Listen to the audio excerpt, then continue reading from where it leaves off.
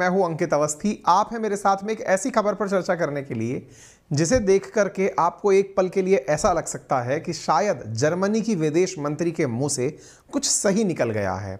और यह सही, कितना खतरनाक साबित हो सकता है, ये जानकारी आज के सेशन में आपको लग जाएगी। बाय द वे, मैं इस सेशन को शुरू करूं इससे पहले आपको कुछ बेसिक्स क्लियर कर दूं। बेसिक्स नाटो के बारे में आप सबको पता है, और यह भी पता है कि नाटो के सभी सदस्य एक साथ किसी देश पर आक्रमण करने के लिए मतलब अपना नियम बनाकर रखे हुए हैं। वहां जहां यूक्रेन के साथ नाटो नहीं है, इस बारे में जब से युद्ध शुरू हुआ है तब से कहा जा रहा है। वहीं एक मीटिंग में जहां पर यूरोपियन काउंसिल के सभी देश ही मेहमान उपस्थित थे, सभी यूरोपियन यूनियन के देश उपस्थित थे, वहां पर जर्मनी की विदेश मंत्री के द्वारा यह निकल जाना कि we are in war with Russia. इस बात का मतलब समझते हैं, यानी जर्मनी विदेश मंत्री खुद यह स्वीकार कर रही हैं कि हम रशिया के साथ वॉर में हैं। फिर सोचिए क्या क्या हो सकता है। हुआ भी है। सब लोग स्पष्टीकरण पर आ गए हैं। नाटो खुद आगे से स्पष्टीकरण देने आ गया है, नहीं भाई ऐसा कुछ नहीं है। ऐसे ही जर्मनी के मंत्री खुद स्पष्टीकरण पर उतर आए हैं। जर्मनी का जस्टिस डिपार्टमेंट स्पष्टीकरण पर आ गया। और तो और इन विदेश मंत्री के खिलाफ इन्हीं के देश की पॉलिटिकल पार्टीज ओपन हो गई हैं कि क्या बोल दिया इसने, हम नहीं लड़ रहे भाई युद्ध, हमें है कि हम नहीं लड़ेंगे युद्ध रशिया के साथ। लेकिन साथियों, इस बारे में एक बात और कटु सत्य है, और वो ये है कि कहीं ना कहीं जितनी भी नाटो मेंबर्स हैं, अब वो रशिया को कमजोर पाता हुआ देखकर उस पर संभवतया युद्ध का विचार कर रहे हैं। यानी जिस प्रकार से रशिया वॉर में लगातार पीछे हटता जा रहा है, यूक्रेन जितना आक्रामक होता जा रहा है, यूक्रेन को लगातार वेपन्स मिलते जा रहे हैं। हाल ही में अब्राहम और लियोपार्ड नाम के टैंक दे दिए गए हैं। जहां यूक्रेन ने खुद 300 से अधिक टैंक की डिमांड की थी, उसे 350 टैंक देने की बात हो गई है। इससे लगता है कि यूक्रेन के पास टैंक आने के बाद वो रशिया अधिकृत जो क्रीमिया है उसे छुड़वाने का प्रयास करेगा, खैरसान प्रोविंस को खाली करने का प्रयास करेगा। और ऐसी स्थिति में रशिया, चूंकि खैरसान को ऑलरेडी रशियन एरिया बता चुका है, उस पर हुआ अटैक रशिया खुद पर अटैक के रूप में लेगा। और अगर ऐसा होता है तो नाटो और रशिया का सीधा कन्फ्रंटेशन कंसीडर किया जाएगा। यानी इस बात से इनकार नहीं किया जा सकता कि रशिया यूक्रेन का वॉर केवल रशिया यूक्रेन वॉर है, क्योंकि एक तरफ से माना कि रशिया अड़ रहा है, लेकिन दूसरी तरफ से नाटो के सारे देश इस समय यूक्रेन की मदद में खड़े हैं। यानी यह देश और दुनिया के बीच में जितना रशिया यूक्रेन वॉर है, असल मायने में यह नाटो वर्सेस रशिया ऑलरेडी हो चुका है। तमाम प्रकार की बातें हो चुकी हैं। और ऐसे समय में एक जिम्मेदार नागरिक के मुंह से, विदेश मंत्री के मुंह से यह निकल जाना कि we are in war with Russia, यह अपने आप में बहुत ही मतलब चिंता का सवाल है। आपको याद होगा, आपको 21 जनवरी की घटना याद होगी, क्योंकि मैं आपके सामने इन खबरों को कवर करता आया हूं सीक्वेंस में। आपको याद होगा 21 जनवरी को मैंने खबर में आपको बताया था कि जर्मनी और अमेरिका आपस में इस बात को लेकर उलझ गए थे, क्योंकि यूक्रेन ने कहा था कि मुझे टैंक चाहिए, क्योंकि जो रशियन टैंक्स हैं T-90 टैंक्स, जिन्हें इंडिया के पास भी है, जो भीष्म के नाम से जाने जाते हैं, वो बहुत शक्तिशाली हैं और उनसे लड़ने के लिए मुझे टैंक चाहिए। और टैंक मांगे गए जर्मनी से और अमेरिका से। अमेरिका का अब्राहम टैंक और जर्मनी का लियोपार्ड टैंक मांगा गया, लेकिन ये दोनों ही टैंक देने में जर्मनी ने इनकार कर दिया। जर्मनी ने कहा अगर अमेरिका देगा तो हम देंगे। इस बात को लेकर दोनों में डिस्प्यूट हुआ, लेकिन इस बात को देखते हुए उन्हें लगा कि कहीं इसका मैसेज ये ना चला जाए कि अमेरिका से हम डर गए हैं, रशिया से हम डर गए हैं। फिर 21 जनवरी को जब हमने ये खबर पढ़ाई, इसके कुछ ही दिन बाद आपको 25 जनवरी के दिन खबर पढ़ाई कि रूसी क्षेत्रों पर हमला करने की तैयारी में यूक्रेन हो गया है, क्योंकि दोनों देश टैंक देने को तैयार हो गए। कौन से टैंक? वही अब्राहम और लियोपार्ड। अब यहां तक की बातें समझ में आ गई। 25 जनवरी थी कि आज 29 जनवरी पर हम हैं। अब इसी टैंक की कहानी आगे चली जा रही है। टैंक की कहानी आगे चलते हुए कहां पहुंची कि हाल ही में जर्मनी की विदेश मंत्री ने एक लाइन बोल दी कि we are at war with Russia, यानी कि हम रशिया के साथ युद्ध में है। We are fighting with Russia, not with each other. जब यह बात जर्मन की फॉरेन मिनिस्टर बेयरबाक करके जो है उन्होंने बोली, यहां पर आप ये ऑडियो सुन सकते हैं, आप इसका खुद प्रोनाउंसिएशन निकाल सकते हैं। देखिए, आप भी सुने।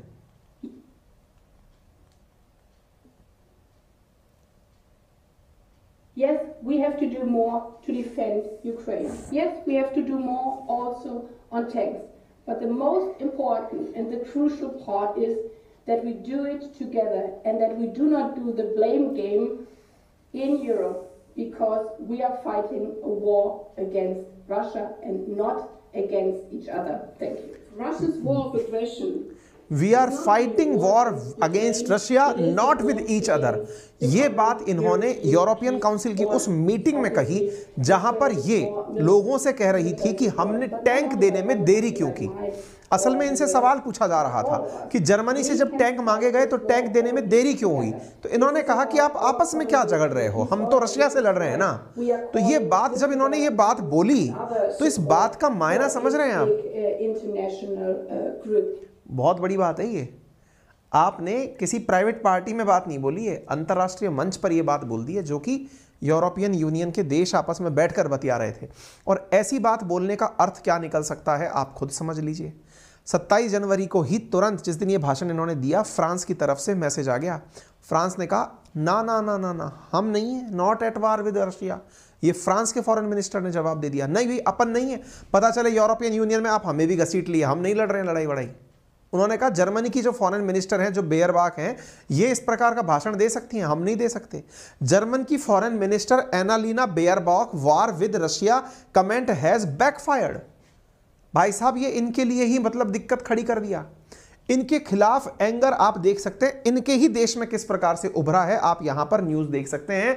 बेयरबाक नाम है इस विदेश मंत्री का। ये विदेश मंत्री हालांकि काफी विवादित रही है, भारत के परिप्रेक्ष्य में भी हम आपको बताएंगे। Baerbock is being completely politically insane for making the statement. ये एक लॉ मेकर है। Chancellor Olaf Scholz must provide, क्योंकि जर्मनी के जो चांसलर हैं उनका नाम ओलाफ स्कॉल्ज है। Chancellor Olaf Scholz must provide an immediate explanation on whether Baerbock has his government's mandate for her declaration of war. कि क्या जो विदेश मंत्री हैं उनके पास सरकार के द्वारा अधिकृत रूप से यह बात बोलने का अधिकार है कि हम युद्ध में हैं, या उसने अपनी मर्जी से ही बोल दिया। The minister is a threat to the security of German people. और वास्तविकता है साथियों, जर्मनी के लिए यह वास्तविकता में एक बहुत बड़ी चिंता की बात है। मान लो कि रशिया इस बात को ओपनली स्वीकार कर ले कि जर्मन की मिनिस्टर ने, ये खुद ने स्वीकार किया है कि हम युद्ध में हैं, और वो इस आधार पर जर्मनी पर गोला बरसा दे कि आप तो युद्ध में हो, स्वीकार करो, आपके विदेश मंत्री बोल चुके हैं। यहां पर सारे एमपी पीछे पड़ गए इनके कि अरे ये जर्मनी के लोगों को मरवा देगी, क्योंकि जर्मनी और रशिया के बीच में ही सब युद्ध हुआ था। सेकेंड वर्ल्ड वॉर की कहानी भी यहीं से शुरू हुई थी। तो ऐसी स्थिति में पता चले थर्ड वर्ल्ड वॉर भी जर्मनी और रशिया आपस में उलझ गए। एक मंत्री और विदेश मंत्री, ये मजाक नहीं हो रहा है। आप देखिए, Germany need a foreign minister who can, ये जर्मनी के अंदर जो इनकी विपक्ष पार्टी के नेता हैं वो बोल रही हैं कि हमें एक ऐसा विदेश मंत्री चाहिए who can act as a responsible diplomat, not a firebrand amid the conflict Europe. A foreign minister should represents Germany's internality interest exclusively. मतलब कि आप कोई ऐसा आदमी मत बिठा दीजिए जिसके चलते हम उलझ जाएं। बड़ी बात है भाई ये। ऐसी स्थिति में सब तरफ से बातें निकलने लगी। तब इसके बारे में हमने पुराने वीडियो खंगाले तो पता चला कि ये वही मंत्री है जिसको अंतर्राष्ट्रीय संबंधों के बारे में कोई ज्ञान ही नहीं है। ये बिलावल भुट्टो है दूसरी, इसको 1% ज्ञान नहीं है। सोचो, इसने एक बार भारत के विरुद्ध भी कश्मीर मुद्दे पर एक विवादित बयान दे दिया था, जिस पर भारत ने कड़ी प्रतिक्रिया दर्ज कराई थी। 3 महीने पहले की बात है। ये पाकिस्तान गई, वहां जाकर के इसने भारत विरोधी बयान दे दिया कि हाँ भाई, भारत को कश्मीर मुद्दे पर यूं यूं करना चाहिए। भारत ने लपेट दिया इसको कि तेरे को कोई ज्ञान ही नहीं है, बस मुंह दिया है, ईश्वर ने तो बोलने के काम में ले रही है, लेकिन क्या बोलना है उसके लिए दिमाग को यूज नहीं कर रही है। अब ऐसी स्थिति में फिर इसको अचानक सोधी आई कि अरे यार गलती हो गई अपन से, तो फिर क्या करें। फिर इसने बात पलटी।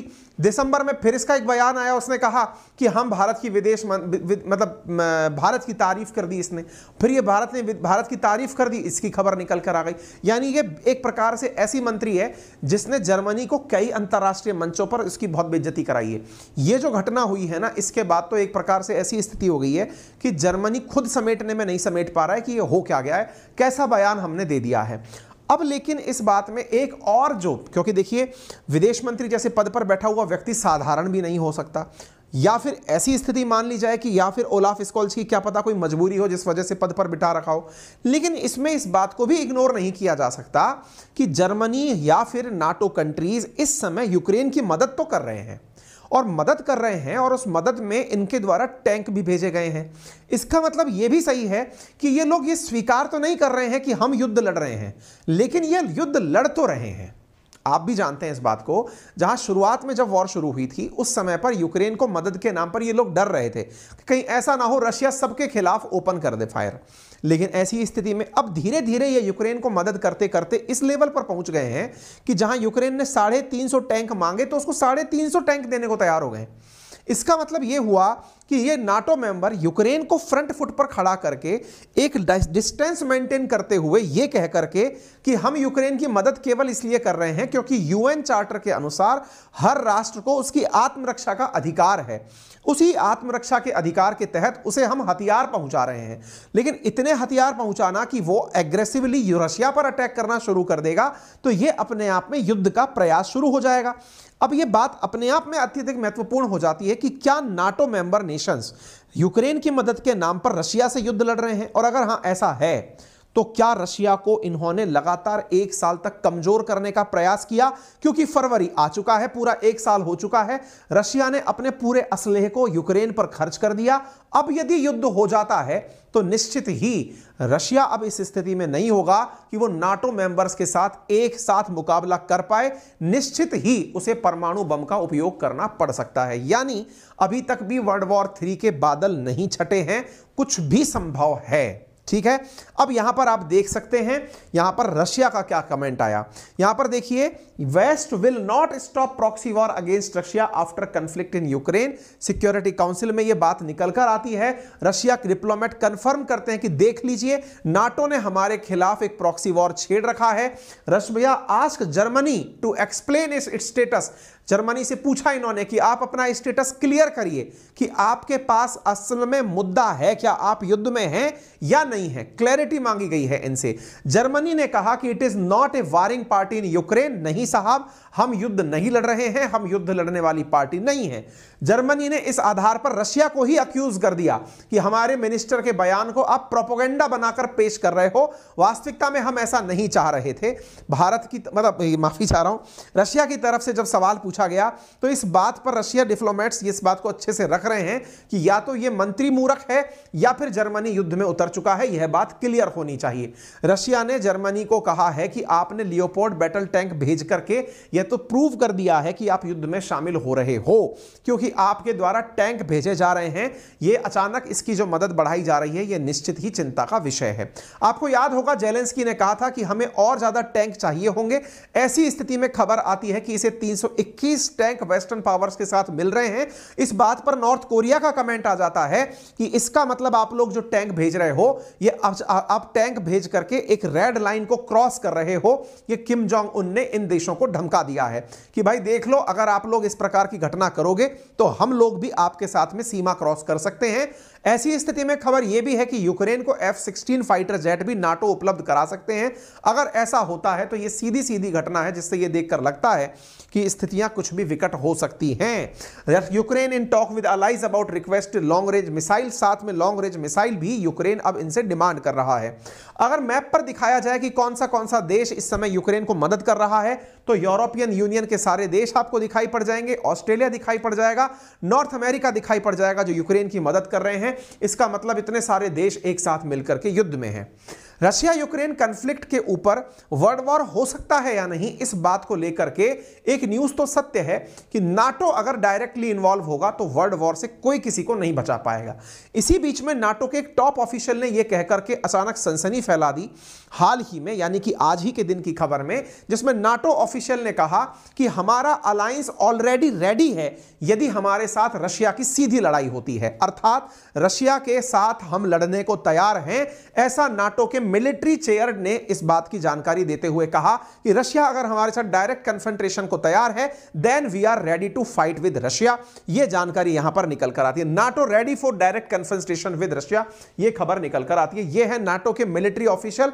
This is an important signal for Russia that we are prepared if they decide to go after NATO. This is a red line, if there is a red line then it is the Russians crossing our border. यानी कि अब हम पूरी तरह तैयार हैं। इसका मतलब सीधा है कि नाटो ने कहीं ना कहीं यह मन बना लिया है कि रशिया को पहले कमजोर करो और कमजोर करके उन्हें युद्ध के लिए धकेल दो। यह जानकारी यहां पर निकल करके आ रही है, ठीक है ना। उम्मीद है आप लोगों को यह बात समझ में आ गई होगी। ईयू ऑफिशियल्स का कहना है रशिया ने अपने वार का जो सेंटर है उसे यूक्रेन से नाटो की तरफ शिफ्ट कर दिया है। और हाल ही में जो नई ताजा अपडेट है वो ये है कि रशिया ने अपने अंदर जो एस्टोनिया के एम्बेसडर से उनसे कह दिया है कि देश छोड़कर चले जाओ।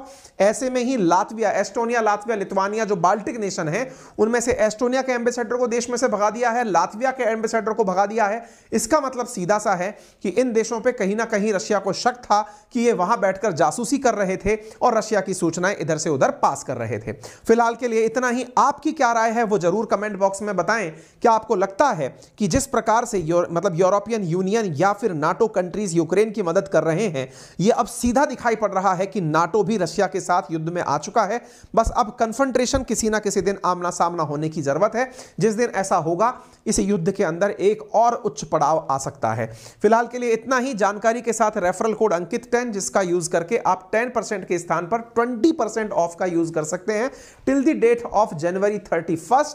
24 महीने, 12 महीने, 6 महीने के सब्सक्रिप्शंस की कीमतों में आपको 20% का मुनाफा होता हुआ एसएससी समेत नॉन टैक्स सब्सक्रिप्शंस जो हैं उनमें दिखता है। यदि आप चाहते हैं तो आप इन सब्सक्रिप्शंस को लेकर के मैथ, रीजनिंग, इंग्लिश की तमाम क्लासेस एक ही सब्सक्रिप्शन के अंदर एसएससी कैटेगरी के अंदर पा सकते हैं, ठीक है।